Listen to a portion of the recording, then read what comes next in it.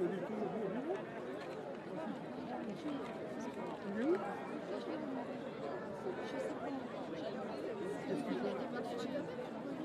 habite là-bas parce que l'hôtel du terminus, ils ont tout cassé.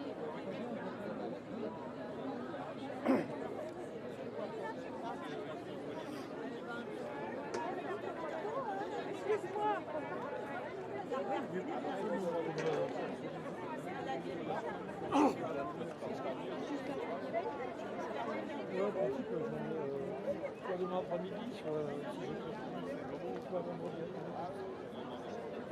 Lundi après-midi. Et faire un petit stop. Ouais, oui. C'est toujours aussi.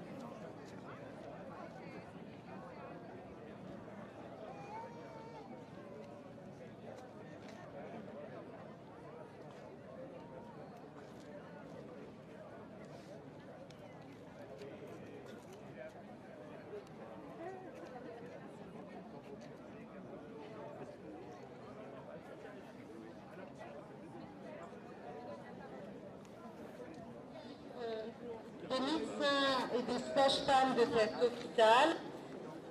On est vraiment qu'il y ait aussi de monde, que ce soit les usagers, les élus, donc il y en a 15 signatures des élus du coin pour la sauvegarde de notre réanimation et notre hôpital. Je suis ravie de voir le personnel soignant aussi qui se mobilise. Je remercie le représentant de la ville de Menin-Lureux. Alors vous avez compris, la fermeture de cette réanimation. Ah, j'ai oublié de remercier quelqu'un. Je remercie Madame Devaux-Couleur, députée de la 7e circonscription, d'être présente avec nous aujourd'hui. Donc vous avez bien compris, la fermeture de cette réanimation, c'est un peu la perte de la sécurité des soins sur l'hôpital de Melun. Sans réanimation, plus de sécurité. Je ne sais pas si vous avez eu notion des 4 axes du projet santé de Madame le ministre, Madame Buzyn. Un des axes était l'égalité des soins pour tous, avec sécurité et quel que soit le niveau social. Donc c'est vraiment pour ça qu'il faut qu'on se batte. On s'est battu justement pour le maillage de ces territoires avec les groupements hospitaliers.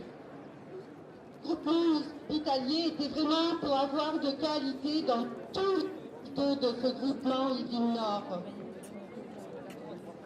Groupement, graduation des soins, ne veut pas dire sans sécurité. Donc c'est pour ça que nous sommes là aujourd'hui, pour la sécurité de tous nos patients. Si des gens peuvent s'exprimer, je laisse volontiers mon micro. Merci encore à vous tous et ça fait vraiment chaud au cœur de voir le personnel, les élus, les usagers, ainsi que ses représentants, les syndicats, sans parti politique pris, et tous ensemble avec le CHIM. Merci à vous.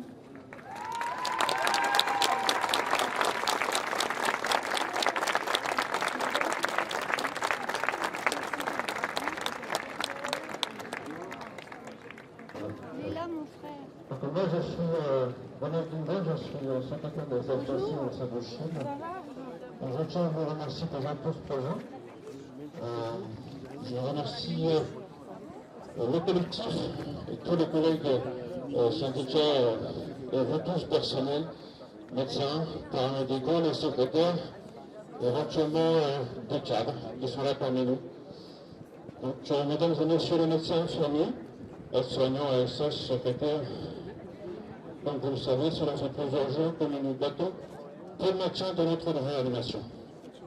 L'ARS, Agence régionale de santé, a en effet décidé la fermeture de ce service après l'avis qui était consultatif de l'AXOS. L'AXOS est une commission spécialisée pour l'organisation des soins.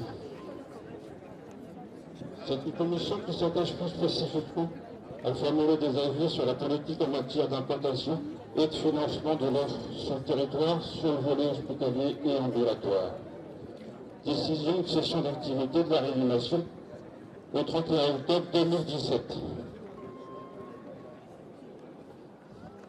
Nous ne pouvons pas laisser faire ce démantèlement des services hospitaliers sur notre territoire. Après la fermeture du service d'oncologie, maintenant c'est la réanimation que nous réservons pour demain. La maternité, la chirurgie, les urgences.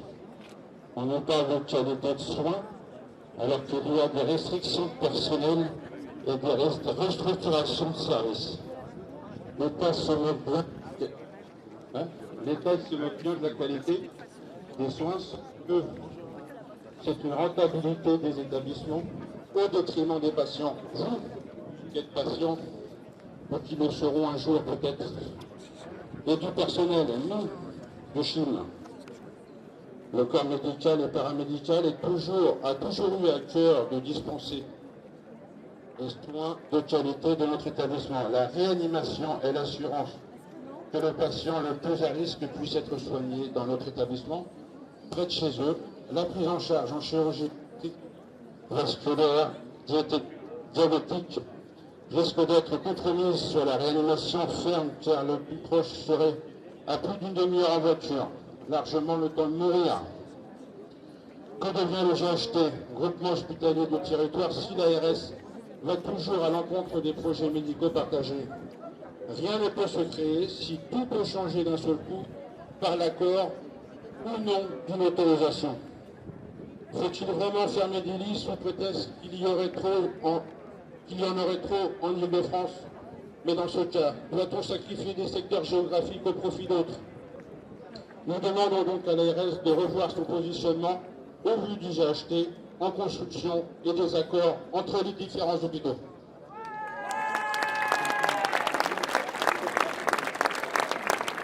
Bonjour à tous, Sophie Lambert, représentante du personnel de la CFDT.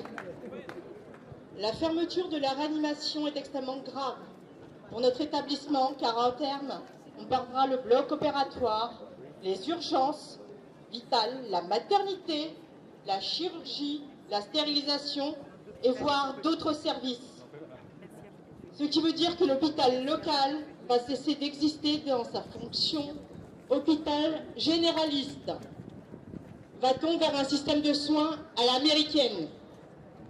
L'hôpital va subir une réduction d'activité, donc une diminution de la masse salariale, ce qui se traduira par une diminution de la prime annuelle, une diminution du budget de formation, donc moins de formation, moins d'actualisation des connaissances et de vos compétences. Tout cela signifie que l'on va être dispatché et ceux qui resteront verront leur cadence de travail augmenter et les plannings seront bousculés et incohérents. Le coup Bachar est annoncé, cela pas dans les vacances. On voit le grand courage de notre direction et de l'ARS sur l'information du personnel. Bonjour le dialogue social et le respect des agents du CHIM. Pour information, le directeur du CHIM nous a rappelé récemment qu'un fonctionnaire est titulaire de son grade et non de sa fonction. En gros, qui peut le plus peut le moins. Un jour, on nous demandera d'être vache à lait et le lendemain, chèvre à fromage. Attendons-nous à une grande valse sur les postes non désirés et qui nous entraînera vers des risques psychosociaux graves. Soulevons le problème des soins sur la population. La fermeture à terme de l'offre de soins sur l'hôpital de Meulan accentue la désertification médicale du territoire. La population est vieillissante et souvent en grande précarité sociale. Ne l'oublions pas. Qui soignera notre population?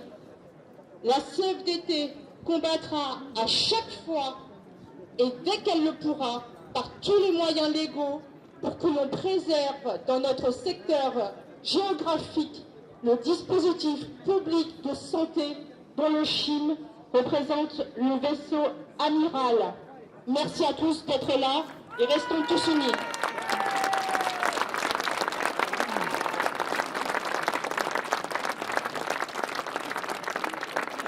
Bonjour, je me présente, David Frigère, je suis infirmier sur le CHIM. Je suis arrivé sur le CHIM en 1996. CGT a dénoncé cette loi depuis de nombreuses années.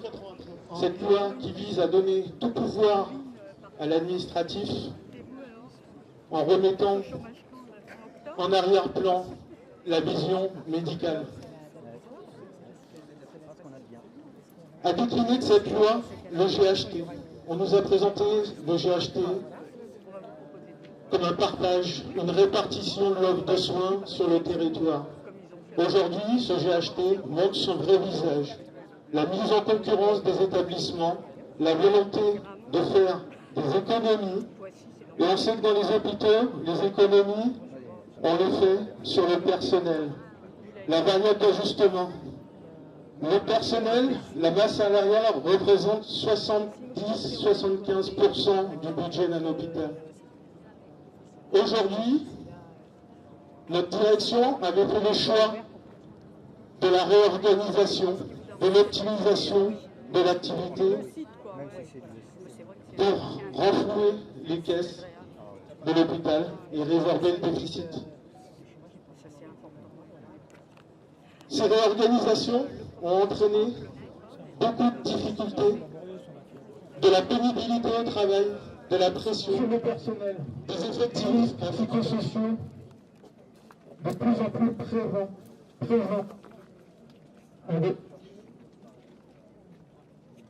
Aujourd'hui, la fermeture de la réanimation, c'est l'arrêt cardiaque de notre hôpital généraliste.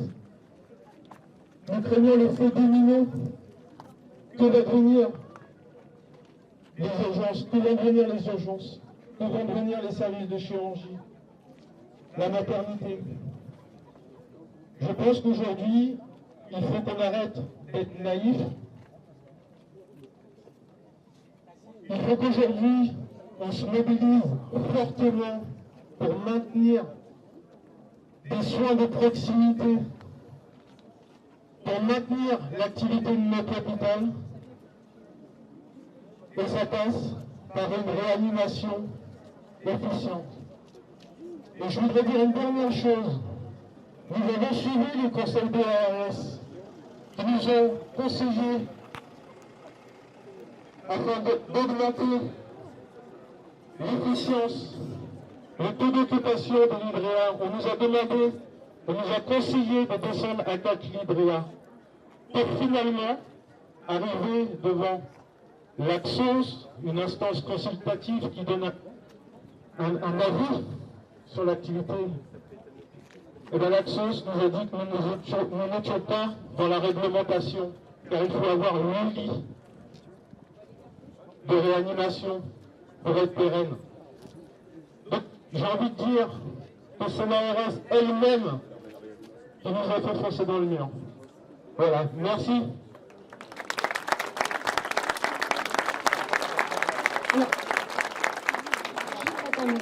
Deux secondes, j'ai une dame qui vient de sortir de l'hôpital de Meulan-les-Mureaux et qui a quelque chose à dire par rapport à cet établissement. Et après, nous ferons venir les élus de notre bassin de ces territoires. Bonjour à tous, je m'appelle Geneviève Ferrand et donc je suis une patiente qui vient depuis longtemps à cet hôpital pour diverses pathologies et j'en suis vraiment très contente. En plus c'est un hôpital de proximité et le personnel est très compétent, depuis le grand chirurgien jusqu'à la femme de service, compétent, respectueux de la personne, très gentil. Vraiment, je n'ai jamais eu à me plaindre et je suis soignée pour diverses pathologies, comme je l'ai déjà dit. Et vraiment, j'en suis très contente. Il m'est arrivé bien avant d'aller à d'autres hôpitaux et je n'ai pas trouvé vraiment cette compétence, cette gentillesse. Et donc, je serais vraiment très, très malheureuse, moi-même, des amis, de la famille, de la fermeture, premièrement, de la réanimation et deuxièmement, de l'hôpital aussi. Alors là, je pleure très, vraiment, toutes les larmes de mon corps. Voilà, donc j'espère que ça ne se fera pas. Voilà.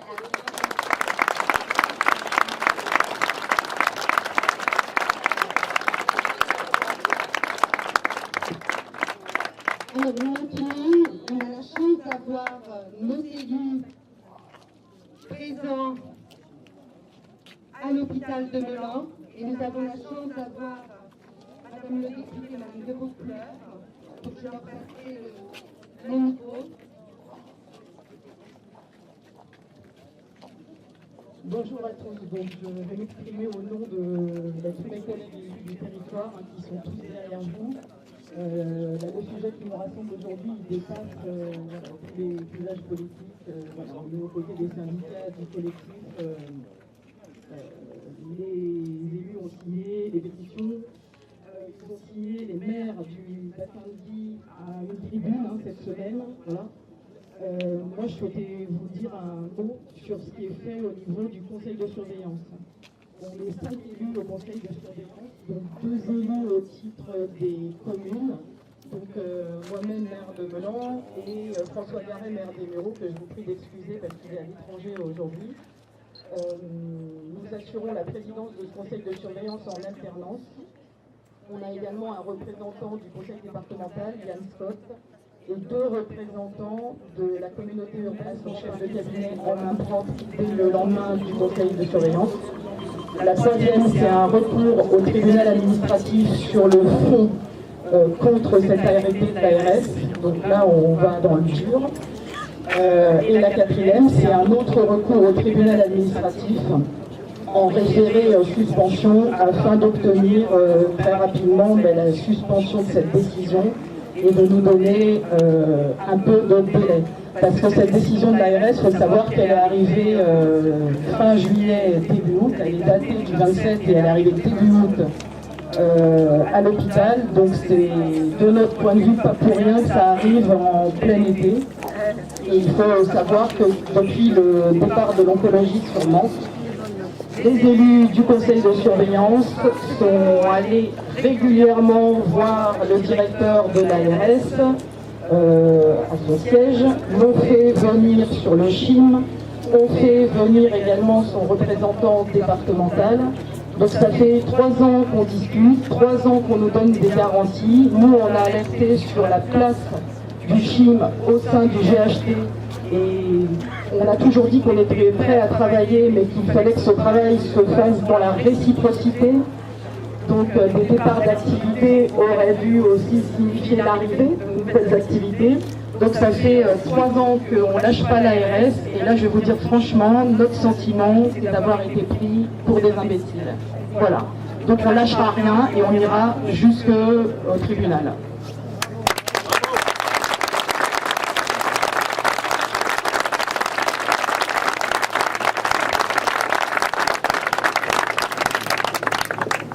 Bonjour à tous. Donc, je suis bien évidemment à vos côtés des personnels hospitaliers, aux côtés des élus locaux, pour effectivement faire entendre raison à l'ARS sur la décision qui a été prise, qui est incompréhensible. On ne peut pas tolérer cette décision qui ouvre la voie effectivement, qui risque d'ouvrir la voie à un démantèlement, qui serait vraiment préjudiciable à l'égalité sur les territoires d'accès aux soins. Donc je vais bien sûr interpeller directement la ministre, j'ai commencé à le faire par écrit, j'espère pouvoir m'entretenir avec elle ce soir sur cette question. Et vous pouvez compter sur moi et sur vos élus pour vous soutenir par rapport à cette décision qui a été prise et qui est vraiment incompréhensible.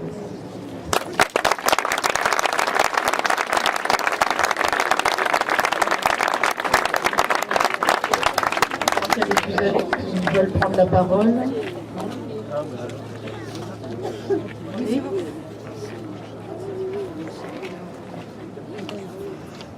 Bonjour à tous et merci d'être venus. Je suis M. René et je suis représentant des usagers, c'est-à-dire que je siège au sein du conseil de surveillance et au but de la CDU, c'est-à-dire une commission qui examine sur une demande les soins qui ont été apportés et qui apporte un avis consultatif. En ce qui concerne l'hôpital, il est évident que si la réanimation s'en va en dépit de ce qu'avait promis l'ARS, c'est une pierre angulaire de l'hôpital qui s'en va. Et l'autre jour, sur le marché, en contactant les gens pour faire signer cette pétition, une dame m'a dit « Ah ben vous savez, ils sont malades de faire ça. » En réalité, je dis non madame, c'est vous qui risquez d'être très malade si effectivement la réanimation s'en va. Et c'est ça que les gens touchent du doigt, ils comprennent que maintenant, l'hôpital va avoir un rôle secondaire. Et que finalement, comme on l'a dit tout à l'heure lors de la conférence de presse, il va y avoir des malades de première catégorie qui vont être pris dans des grands hôpitaux qui sont à une trentaine de kilomètres d'ici, donc le temps d'avoir beaucoup de problèmes à rentrer à l'hôpital. Et puis ici, ça sera quelque chose où on va surveiller les gens simplement. Donc ça sera une médecine encore à deux vitesses qui se facilite. Et je suis désolé, la santé n'a pas de prix sauf au jeu de l'ARS. Je trouve anormal que l'on mette le côté financier des choses devant la santé des gens. Nous sommes dans un bassin de 100 000 personnes. Il y a à peu près 1200 personnes qui travaillent à l'hôpital. Il faut prendre ça en compte. J'espère que Madame la ministre sera vous écouter.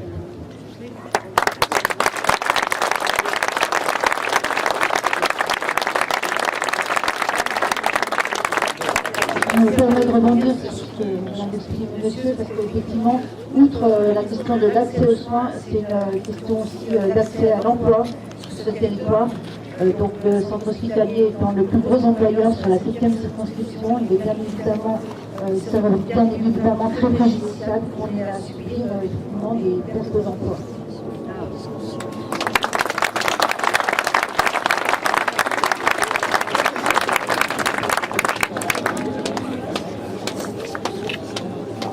Merci encore à tout le monde d'être là.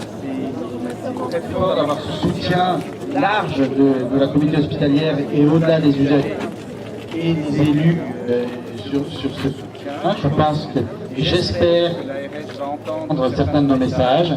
Je vous invite à aller sur le site qui a été créé. Alors je regarde Carole Moget pour le site pour signer la pétition de soutien. Nous allons redistribuer. On va redistribuer les tables. Donc je vous invite tranquillement.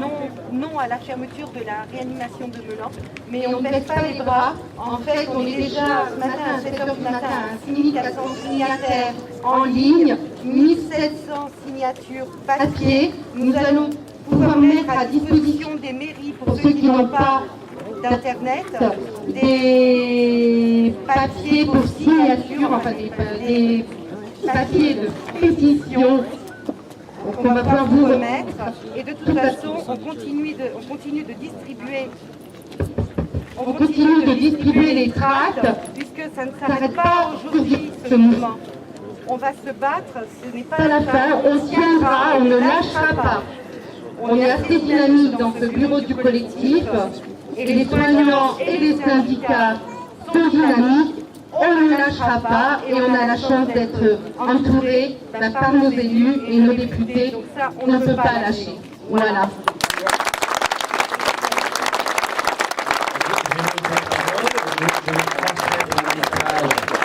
Je veux bien recevoir encore les témoignages avant qu'on fasse le tour de l'hôpital.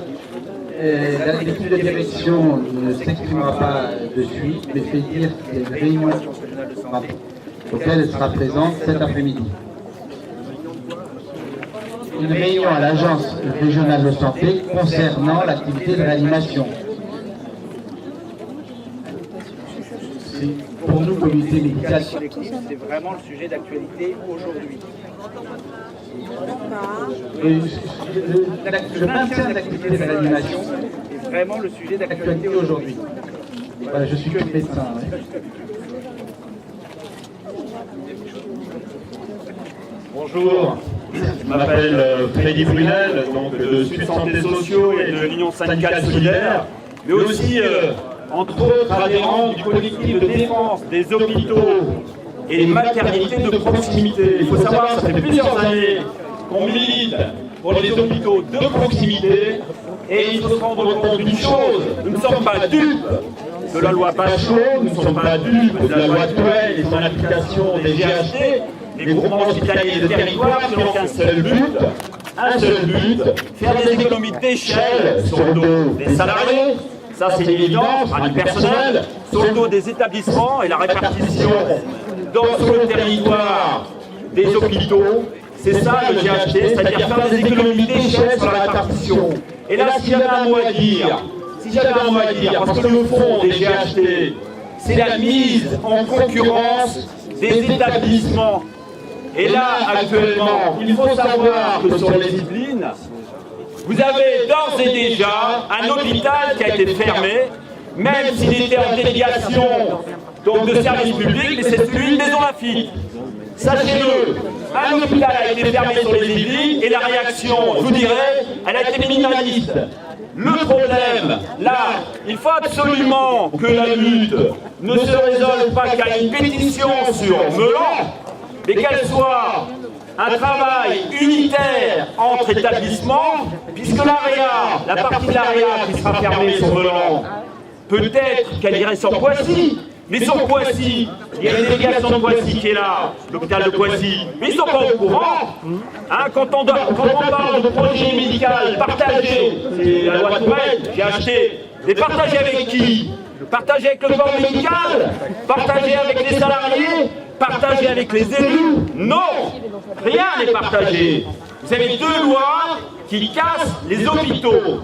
Il y a aussi un attentisme, et je vous le dis clairement, depuis plusieurs années, un attentisme face à ce qui se passe.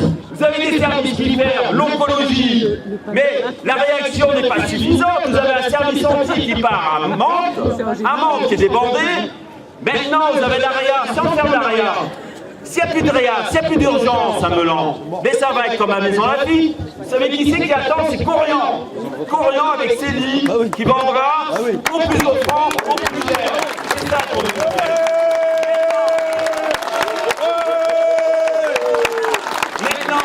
La réaction doit être sur les Yvelines. Poissy est également victime. Mantes est victime en tant qu'établissement hospitalier. L'ensemble du personnel est victime. Et je pense qu'ici, il faut absolument un travail intersyndical. L'ensemble des syndicats travaillent avec des élus locaux qui réagissent franchement face à ce qui se passe et dire clairement ce qui se passe. Nous ne voulons pas de la concurrence entre établissements. Tant qu'il y aura la concurrence entre établissements, tant qu'il y aura la mise en place des GHT de ces pseudo-projets médicaux partagés, vous aurez des fermetures de services et vous aurez à terme la fermeture de votre établissement sur Melan, l'établissement en tant qu'hôpital. Et c'est ça le véritable danger. Il faut réagir fermement, largement, de manière unitaire avec l'ensemble des établissements. Si j'avais qu'un seul mot à dire, c'est celui-là. Recherchons l'unité, sortons de cette pétition, allons au-delà, chercher l'unité. J'ai vu qu'il y a des médecins en retraite, des médecins qui sont dans la mobilisation, du personnel hospitalier, qu'il soit médical ou en logistique ou autre. Je pense que l'unité est indispensable dans ce cadre-là. Et c'est un appel que fait le syndicat Sud Santé Sociaux et Solidaires. C'est une recherche unitaire intersyndicale avec les partis, avec les élus locaux et avec le personnel essentiellement. Voilà. Bravo.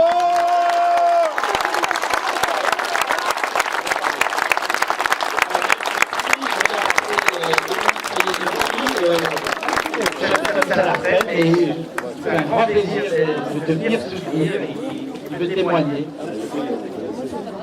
Bonjour à tous, oui, je suis maintenant à la retraite, mais toujours en effet au fait de ce qui se passe dans les hôpitaux, notamment les hôpitaux publics qui sont mis à mal, notamment dans les villes moyennes, comme celle de Melan-Luberon. Et donc on a vu depuis maintenant une quinzaine d'années des hôpitaux fermés, des services démantelés et donc des réductions de soins pour les populations locales. Donc, comme disait quelqu'un tout à l'heure, en effet, ça met à mal la politique de santé publique.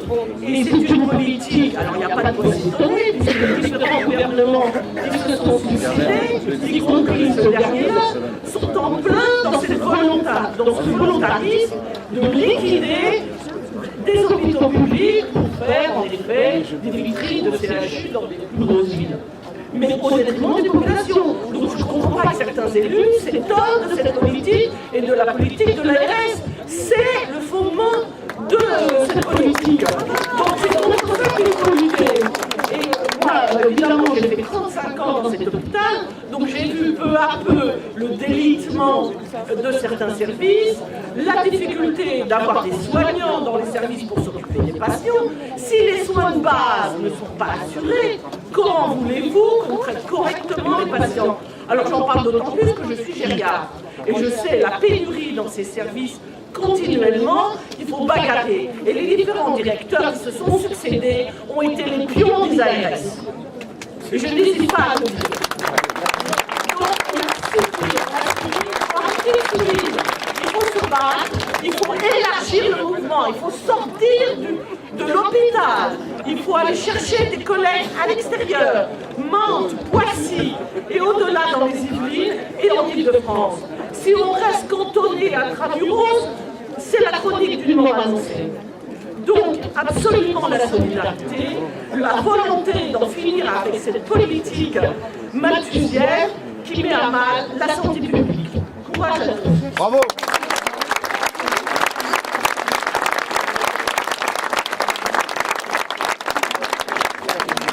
Merci. S'il y a d'autres témoignages, nous sommes prêts bien sûr à vous entendre.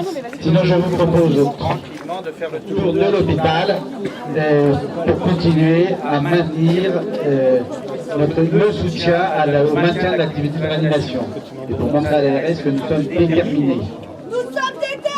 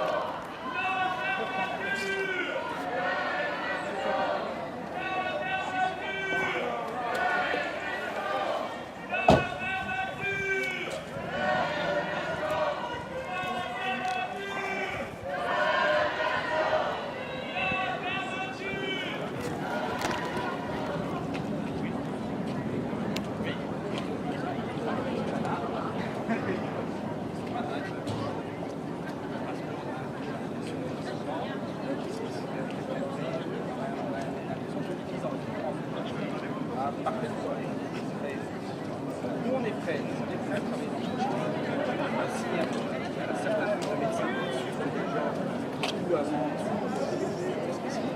accueille des gens, on essaie largement à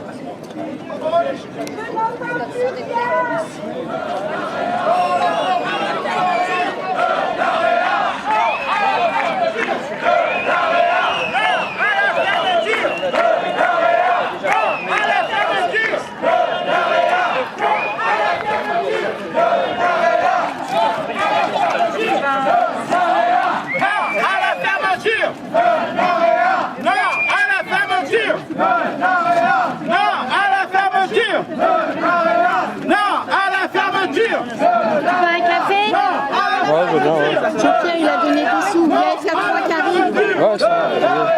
Un café au lait. Ouais, ils sont là, c'est les jeunes, là. Un café au lait. Oui, là.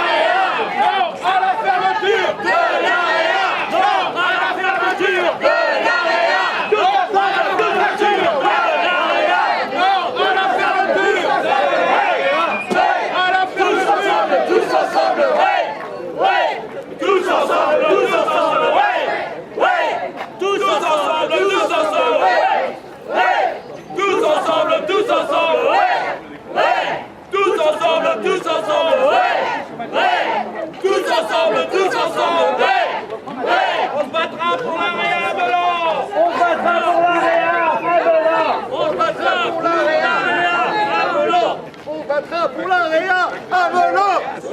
Pour la Réa à Melun. Soins sécurisés. Oui.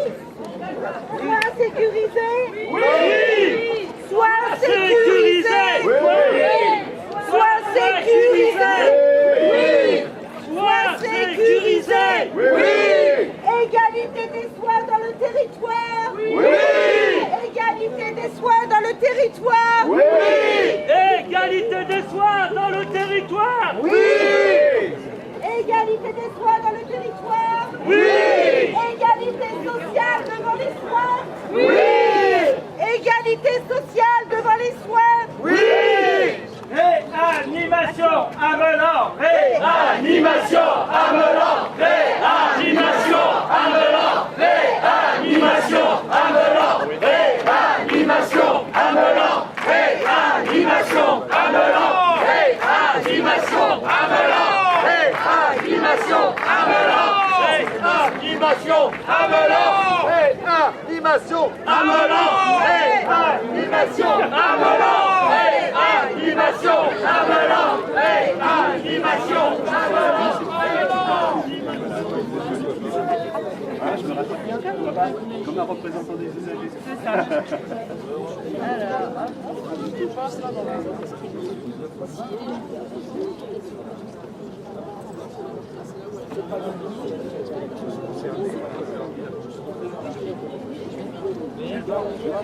D'accord.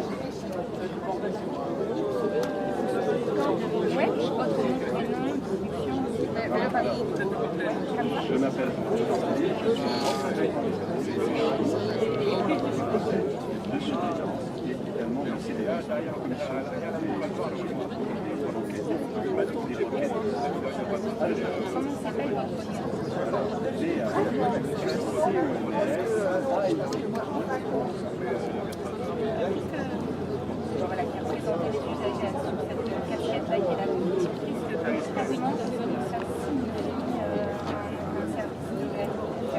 Alors, un service de réanimation, il faut savoir que c'est, à mon avis, la pierre angulaire qui peut dire la chose la plus importante. Il faut savoir que si la réanimation préventive ne aurait plus d'opération possible, puisque aucun anesthésiste ne le prendra.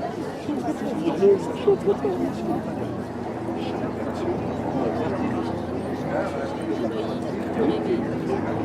Le MCO, c'est-à-dire très important. La vie même des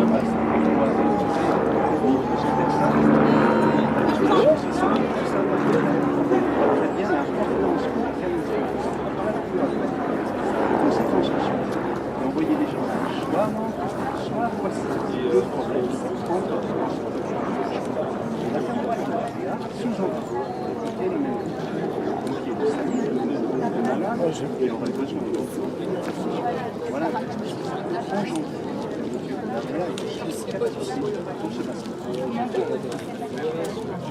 Alors il y a une 30-35 km qui manque, et puis à peu près une trentaine de kilomètres.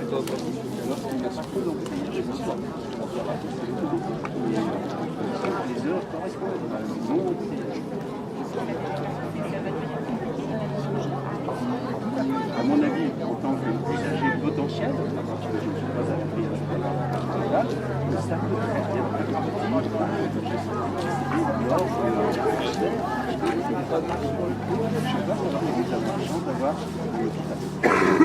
qui est vraiment très au point, qui est parfaitement efficace, qui est parfaitement rentable, sauf que je ne suis pas assez content de créer un service qui va être un peu plus important en réanimation.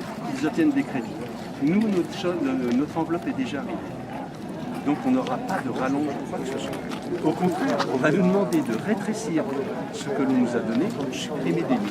C'est ça si nous étions un grand hôpital, je pense qu'à mon avis, on aurait moins de soucis pour cette hôpital.